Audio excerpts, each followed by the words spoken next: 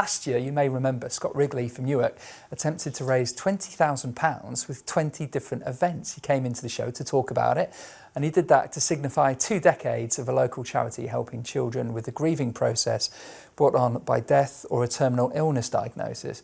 Now, he's continuing to raise money through a new and quite crazy 20-mile run from Newark to skydive Langar. That's not the crazy bit, though, because when he actually gets there, he's going to go up in a plane, jump out of it, and then run 20 miles back home. That is crazy. I would worry about him if he wasn't doing it for such a brilliant cause. And Scott is here to explain just why he's doing it now. You do come up with some brilliantly crazy ideas for the things you do, though. Let's first, before we get into why you're doing it this year and reflect on last year, let's talk about the charity and what it means to you.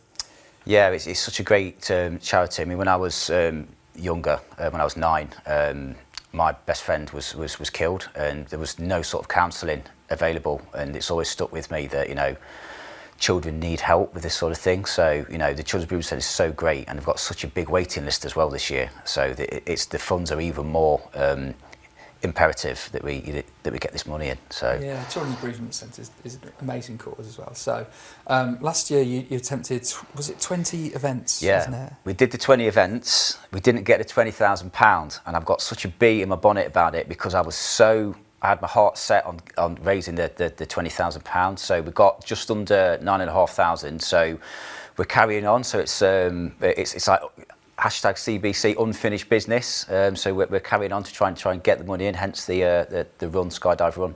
I mean, £9,000 is pretty impressive. Yeah, anyway. yeah. I hope you appreciate definitely. that. So thank you to everyone that did donate. Yeah. You know, it's not a. You know, I'm really well pleased. Done to you for raising that. Yeah. Well, let's look at this then. So, 20 miles. Well, how did this come about? How did the idea to do any of it come about? We sort of got our heads together and thought, you know, we did 20 events last year, and it was epic. But we thought, you know, a lot of people do marathons and half marathons. I want to do something that was different, that we could try and catch people's attention to try and help get the fundraising in. So I said, well, I run ultras anyway. Let's run to Langar and then do the skydive and then run back. And speaking to Skydive Langar, they said in all of our history, nobody has ever done what you're doing. So they're really impressed. They're like, wow, this is great. So it's normally just people turn up, get in the plane, are really scared, and then do it and have a great time. Whereas you're like running 20 miles prior to even doing that. So, and then running back. So, yeah. Fingers crossed, it'll be all good. It does not surprise me you're the first person to do that, because, I mean, like you say, just doing the marathon in itself, people will go, yeah, we'll back you. But what's the sort of, I mean, I've never jumped out of a plane. Do you need to be prepared for that, like physically? Because 20 miles is going to take it out of you, and then 20 miles again afterwards. So the thing I'm more scared about is I hate heights. Right. So the running is going to hurt, obviously, but I'm more bothered about being 14,000 feet up and then leaping out. So I'm really getting outside my comfort zone for this. So I'm really hoping people can get behind me, obviously with doing the running, but let alone I'm doing something that isn't natural to me. I do not like heights, let alone leaping out of a plane. So it's going to be a real big test for me. Yeah, that's amazing. And then the adrenaline when you land.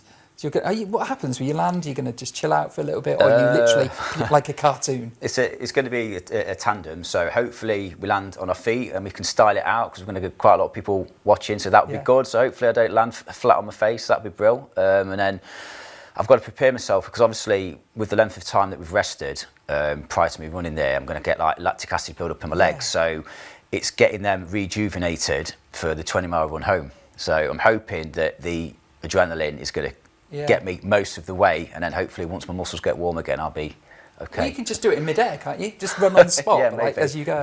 And warm up and go. People need to get involved with this. People will want to get involved with this. So how can we support you? Well, we've got a Just Giving page, which is CBC 20 for 20, or you could Google Scott Wrigley, spelled with a W, W-R-I-G-L-E-Y, on Google, and it comes up Scott Wrigley fundraising. You can go that way. You can find it on the CBC website, or you can find it on my Instagram page, which is @40something runner. So any of those, you'll be able to donate to us. So that'd be brilliant if you would like to. And then, so we're saying this as if this is like the peak of your year. This isn't even like halfway through the peak of your year, is it? You're doing an ultra after this. Yeah, well, I've got this Saturday, I'm doing the North Wales Pilgrims Ultra, which is a 60-mile trek of the Welsh coast. So we start at Bangor Cathedral and finish in a place called Aberdaron. So I've never heard of that before, but I have now. And then we've got the skydive in July, but the big one is in September, where I'm doing my first 100-mile ultra through Snowdonia National Park. So everything that I'm doing is building up to that. So that is the big one. That's the big one, not the 20 miles out of a plane. Yeah, that's just a quirky one. Yeah. Amazing. Well done, Scott. Thanks for coming in. Yeah, no worries. Brilliant. Crazy man, but a brilliant man.